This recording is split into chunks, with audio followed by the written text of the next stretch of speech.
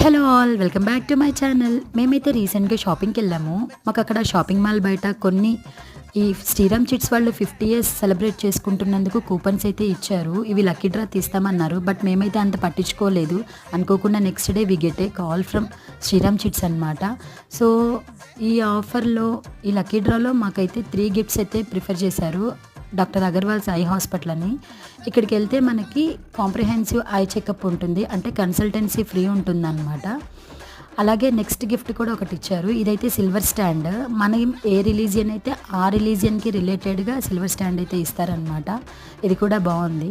And third one వచ్చేసేసి rediscover అని చెప్పేసేసి మనకి హాలిడే ట్రిప్ ఒకటి ప్లాన్ చేశారనమాట.